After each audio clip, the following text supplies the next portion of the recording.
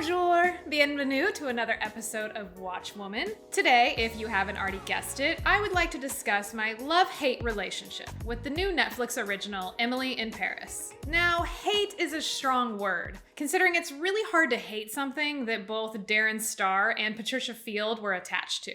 But I can't say that I didn't roll my eyes at least 100 times during the pilot alone. Emily in Paris stars Lily Collins, Lucas Bravo, Ashley Park, and a slew of other fashionable Parisian actors. The premise is a young American woman from Chicago gets hired by a marketing firm in Paris to bring them an American perspective on things, which means posting a lot of pictures on her Instagram account cleverly titled Emily in Paris. No offense to America or anything, but I don't think that the last 4 years has earned us a ticket to Paris to show them how to do things. This show has been divisive. A lot of viewers agreeing with me that they kind of hate-watched it. Hate-watching things seems to be a part of the binge culture these days.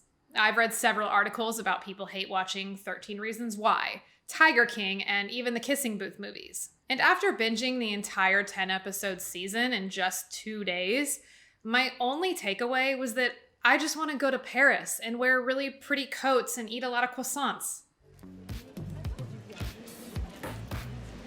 Oh my God. So on today's episode, I want to dive just a little deeper into how this show came to be and why it is causing such a stir amongst critics and fans. Emily in Paris was created by TV royalty Darren Star. I love this man. He is a genius because he brought me my favorite show of all time, Sex and the City. And the show brings me more joy than I could ever possibly relate to you. He also created Melrose Place, Beverly Hills 90210, and Younger. I love all these shows. I grew up watching 90210 and Melrose Place religiously. Who can forget when Brenda came back from Paris to find out that Dylan and Kelly were together? Or when Dr. Kimberly Shaw ripped off her wig to reveal that weird scar? These are iconic moments in television. Younger is a newer show. It first aired in 2015, and it has the wit of Sex and the City with the bubblegum of Emily in Paris. Mr. Star knows what he's doing. He knows his TV formulas, and he knows how to cast a strong female lead. From Carrie Bradshaw, to Kelly Taylor, to Liza Miller. Emily in Paris has the formula down, and it should have offered us that same strong protagonist, but I honestly found Emily to be the least interesting part of the entire show. I don't think Lily Collins is a bad actor. Does she bug me a little bit?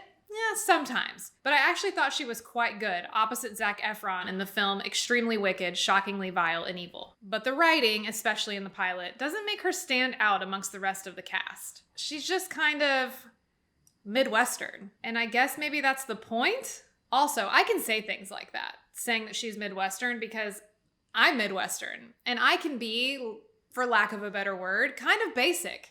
I like my Starbucks iced coffees, I buy my holiday mugs from Target, and I watch shows like Emily in Paris. All of those things belong in a basic bitch starter kit. Lily is joined by a phenomenal supporting cast, which is honestly what got me through the season. I was very enchanted by the Parisian cast. Philippine Leroy-Belleau plays Sylvie, the boss at the marketing firm where Emily works.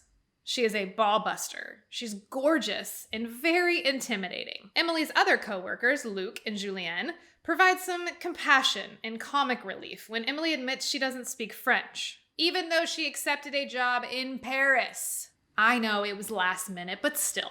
First, let me apologize for speaking English. She actually uses the line, "I listened to Rosetta Stone on the plane, but it just hasn't kicked in yet." You can probably guess that that line earned one of my 100 eye rolls. Camille Rosat plays Camille, a new friend who Emily finds out is dating her insanely hot neighbor, Gabrielle. Don't you worry, more on him later. Rounding out the main cast is Ashley Park, who plays Mindy, a nanny who, to Emily's delight, speaks English. Mindy becomes Emily's very best friend in Paris, and Ashley Park's performance was one of my favorite parts of the show. She is also a Tony-nominated actor for her role as Gretchen Wieners in Mean Girls on Broadway. Okay, saving the best for last, we can talk about Gabrielle now. Lucas Bravo plays Gabrielle, a chef who takes an interest in his new American neighbor. Although he has a girlfriend, he looks at Emily like this most of the show. And he makes her delicious omelets. Doesn't he know the way to a woman's heart is through her stomach? And by looking like this with his shirt off? Another thing I have to give Darren Star props for, he knows how to cast the heartthrobs. Dylan McKay in 90210, Jake Hansen in Melrose Place, this hot stockbroker guy in Sex and the City, Josh in Younger, and now Lucas Bravo in Emily in Paris. Well done, sir. Well done.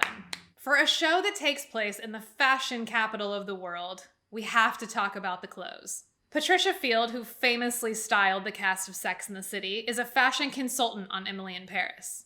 Everyone is dressed to perfection, and Emily must be making one hell of a salary at this marketing firm to afford her wardrobe. She's draped in designer clothes 90% of the time. But oftentimes I thought Emily was a little too done up for everyday situations. Each supporting character also had their own flair, and let's be honest, I would kill to shop in the wardrobe department's closet of this show. So here you have a show with these insanely attractive, well-dressed people who are all decent actors. Why did the critics pan the show? The New Yorker called it an ambient television show, meaning it's just something you have on in the background. It's mindless, monotonous, but soothing. The Guardian commented on the main character saying, and I quote, "Emily is the draw and the problem. There is some tonal confusion as to whether she is a blundering, tactless outsider we are supposed to laugh at, or the every woman hero we are supposed to identify with." You want to hate on it for being a little tone deaf. During a time where we can't travel anywhere, here is this basic white girl gallivanting around the most romantic city in the world. But on the flip side, you have escapism. We are all craving simpler times. We all want to go and visit the most beautiful cities in the world.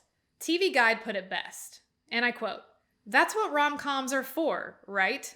We watch them precisely because there is a recognizable formula that will ultimately make us believe in true love and happily ever afters." Look, it's not a life-changing experience by any means, but I don't see why you can't throw on Emily in Paris while you're wrapping presents or decorating your house for the holidays with knickknacks from Target. I ultimately enjoyed this glossy, breezy, and easy-to-watch show, but I would put it in the lowest ranking in Darren Star's kingdom. I'm going to give Emily in Paris 2.5 funfetti cupcakes out of 5. That's it for this episode of Watchwoman. Merci for watching. What did you all think of Emily in Paris? Leave your comments below. Click the subscribe button on your screen, and I will see you very soon for another episode of Watchwoman. Au revoir.